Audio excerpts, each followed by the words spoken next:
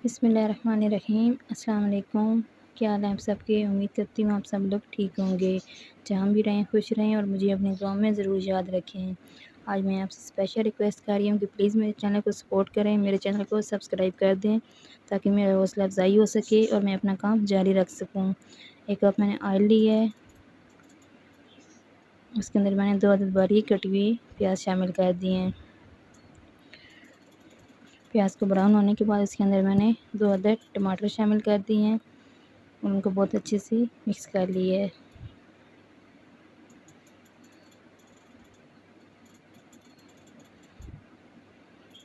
अब इसके अंदर मैंने लहसुन का पेस्ट शामिल कर दिया है और उसको अच्छे से मिक्स कर लिए। 1 चम्मच इसके अंदर मैंने नमक शामिल कर दिए, 2 से 3 अदद इसके अंदर मैंने सब्ज़ मिर्च शामिल कर दिए हैं। 1 चम्मच इसके अंदर मैंने रेड चिली पाउडर शामिल कर दी है। 1 चम्मच इसके अंदर मैंने हल्दी शामिल कर दी है और 1 चम्मच इसके अंदर मैंने गरम मसाला पाउडर शामिल कर दिए और थोड़ा सा पानी डाल के उसको मैंने बहुत अच्छे से भून लेना है। याद रखिए मसाला जितना अच्छे से भुनेगा दाल भी इतनी अच्छे से बनेगी। आधा किलो मैंने मूंग की दाल ली है, उसको मैंने 1 घंटे के लिए भिगो के रख दिया था। उसमें से मैंने पानी निकाल लेना है और मसाले में शामिल कर देना है। दाल को मैंने बहुत अच्छे से मसाले के अंदर शामिल कर देना है और उसको बहुत अच्छे से मिक्स कर लेना है। याद रखें मूंग की दाल का सबसे बड़ा राज यही है कि उसको बहुत अच्छे से भुना जाए। आप इसको जितने अच्छे से भुनेंगे इसका टेस्ट उतने अच्छे से बनेगा। अपनी आंच तेज़ कर देनी है और इसको बहुत अच्छे से भून लेना है।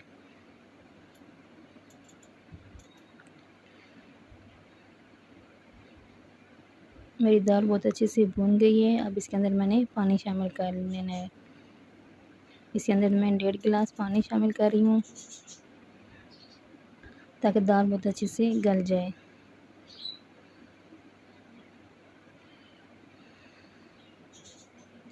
अब मैंने दाल को गलने के लिए छोड़ देना है।